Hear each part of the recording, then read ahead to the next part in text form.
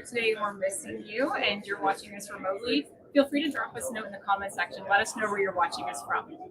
So glad to be here today. Glad you could join us.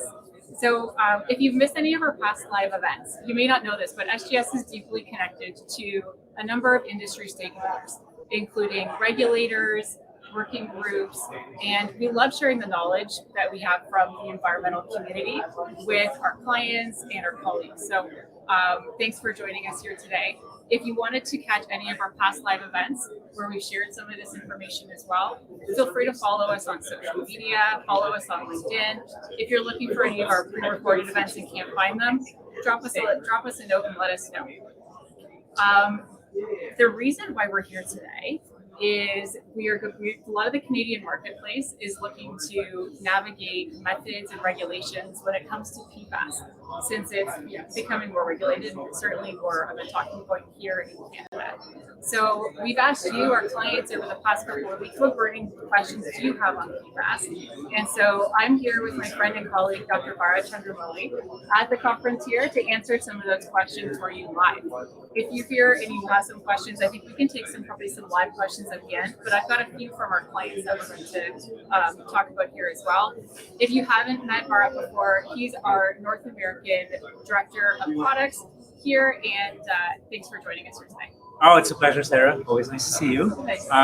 Product director for our lab network. That's what I do. New products and services. I'm in charge of bringing in new methods and new techniques on emerging contaminants. I've been working on emerging contaminants for the last 20 years now, at least, and PFAS issues since 2008. So, been around the block a couple of times on PFAS, and been there, done that a few times. And really happy to be here. Excellent. So the first question I have for you today is a little bit of a softball. Talk to us about why you're here today. What brings you to RemTech East? Oh, for sure, the Niagara Falls, clearly, because I've never been to the Canadian side of the Niagara Falls till yesterday. I've lived here 15 years now, but and it's spectacular, so, obviously.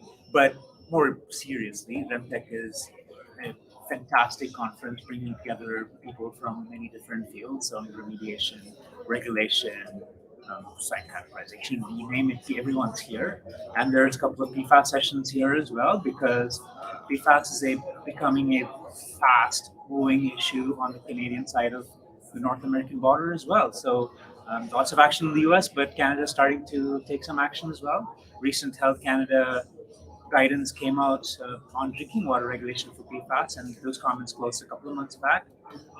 Environment Canada just released a 1,200-page state of PFAS report last week. Look forward to reading the whole thing. But again, lots and lots happening in Canada, so we want to catch up and share our knowledge too. Which is perfect. It's exactly why we're here. So second question for you, and it kind of relates back, it's perfect lead in. A little bit about the Canadian history on PFAS. Can you give us a little bit of a breakdown of our history here in Canada? Absolutely, though it's funny, right? PFAS does not make the news as often in Canada as it does in the US. But in terms of science and research, Canada actually was working on PFAS well before a lot of other people. Thanks mostly to our work in the Arctic, finding persistent organic pollutants in seals and killer whales. We saw these high levels of these unknown target compounds. Nobody knew what it was. That in some ways how PFAS was discovered in animals at very high levels by Environment Canada back in the day. And since then, we've kept up with active research and the study of PFAS in Canada for sure. For example, we were involved in this nationwide comprehensive study on PFAS in wastewater treatment plants all across Canada. And that happened in 2010. It was published in 2013. It's one of the first studies to show that PFAS was not destroyed in wastewater treatment plants. It actually cycled through the plants completely untouched, except some of the precursors of PFAS, and also harmful ones, were transformed into PFAS and P4 through treatment. So the more aggressive the treatment, the more PFAS and P4 was formed at the end in your effluent biosolid. So a very startling finding at the time, and that came out of Canada. And so, yeah, it's just an example of the amount of work and history of PFAS study. Thank you so much for the background there. So the most common question that we've been asked here is, what's the current state of PFAS measurement? Has there been any movement towards standardization of methods? Quite a bit, actually, especially on the American side of things. The US EPA is very active in writing standard methods for PFAS and other emerging contaminants as well. And there's a number of methods now that are available and ready for use. Two drinking water methods, EPA 537.1 and 533. Slightly different methods, different list of targets, different approaches in how they measure, quantify PFAS. But they're both available and ready for use and have been used extensively in the US on US finished drinking water. But for everything else, there's been a lack of standardization until EPA 1633 came along, and that's in draft form. A method that we are very proud of, as our lab was heavily involved and we wrote the method and um, developed and validated for the US EPA. It's undergoing some final validation and before promulgation in the US sometime next year or end of this year, I'm not sure when. But what EPA 1632 does, and this is going to be the standard method going forward in the US, especially for everything other than finished drinking water. So that's the US side of things. The nice thing about Canada is that even though we don't have a very active, federal program for methods, we have provincial methods available. They're performance-based; they don't have names, but they can be used. But the best thing about Canada is because of our ISO 17025 type accreditation that applies all across Canada, we are able to take in US methods, get ISO 17025 accreditation for them, and run them for PFAS analysis and for everything else. So, for example, in Canada, what we would, recommend is that running 1633 on all samples, whether it's drinking water, non-drinking water, soil, tissue, because with an ISO 17025 performance-based designation, that is possible. But that's kind of the state of standardization, much better than what it was 2 years back. Perfect. Thank you for that. All right. Next question. I keep hearing US EPA, so can you dive into a little more detail about how this applies to Canada? Like, so we're expecting 1633 from the US to be promulgated here, and that to be our method. Yeah, I mean, the good, as I said, the good news is it does not have to be officially promulgated because every lab here works under the ISO 17025. ISO 17025 is performance based, so the labs meet those specifications that are in the method. But you reference the method as well. So it's usually you reference a method, and that makes it a 17025 accreditation a little easier because it's tied to the reference method. And ISO or CALA, whoever is doing the auditing, is understanding that methods come from many places. And so there are many cases where US methods are used as the basis for Canadian monitoring. And that way, it's really advantageous because then you can compare data across using the same methods while using it for Canadian purposes. Perfect. So I don't know if you would add to that because our next question is, we hear a lot about US regulation and action, but what's coming next year in Canada? Canada, absolutely. All you hear about US is impending regulations is coming, maximum contaminant levels. Canada is acting as well, not as aggressively as the US for sure, but definitely regulations are coming. Actually, Health Canada put out regulations for 11 PFAS, not regulations, guidelines for 11 PFAS based on the best available health data available at that time. So, but those levels were fairly high in the 300 to 600 nanogram per liter range for PFAS, PFOA, and a few others. And the biggest trend we're seeing right now across the world is that as we do more and more toxicology research, the levels at which PFAS can cause or have been demonstrated to cause harm are dropping. US EPA released work last year saying that there is no safe level. The health guideline was set at 4 picograms per liter, so that's very, very low, 4 parts per quadrillion. It's at this point in time you can measure it, but it's extremely difficult, and that is generally below the background of PFAS in the environment. But so that's kind of where the health-based guidelines are going, and in the US too, levels are coming down. So, and Ontario has a provisional guideline of about 70 parts per trillion for the same 11 PFAS as a sum. Not sure on the level of enforcement at this point in time. However, it's there. But it's clear indication that these levels are going lower. Health Canada put out this drinking water guidance document draft that I just mentioned briefly. That proposed a 30 nanogram per liter for a sum of 18 PFAS.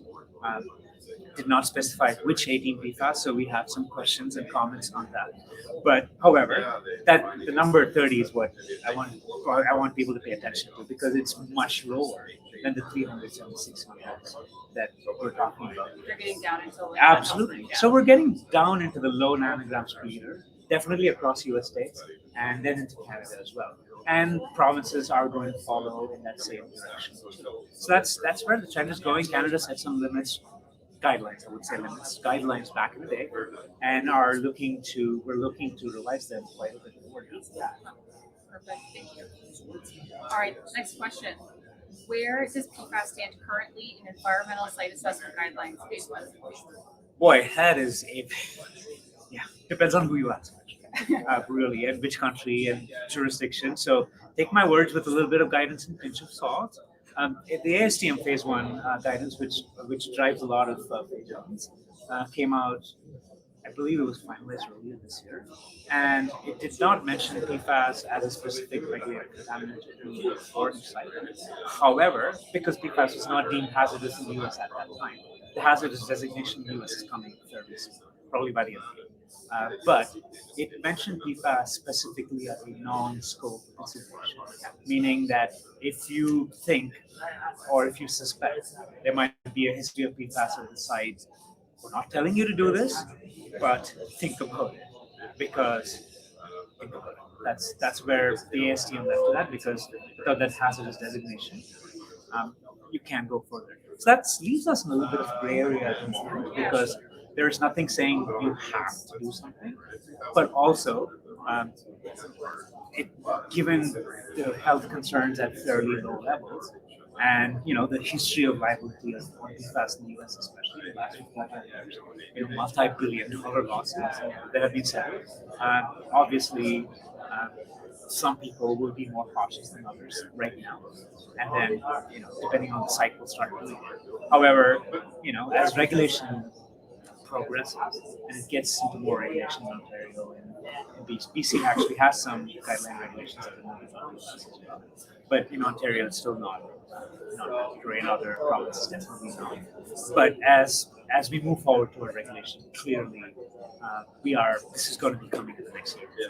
So right now, gray area, it's going to become a bit more black and white. A little bit more crusade. Okay, excellent. Thank you for that. All right.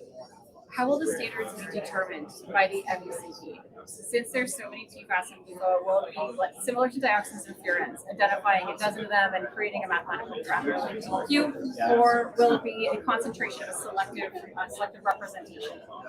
Boy, that is another that's a great question. It's a really good question. It's a really good question, because it's the question every regulator is right now trying to deal with. And so historically and currently, PFAS are regulated in one way.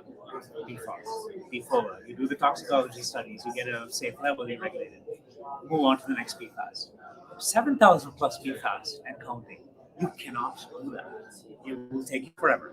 So there is increasing pressure on regulators and increasing understanding to start regulating PFAS as a class, as it were. To just say, here's your definition of PFAS, whatever that definition is.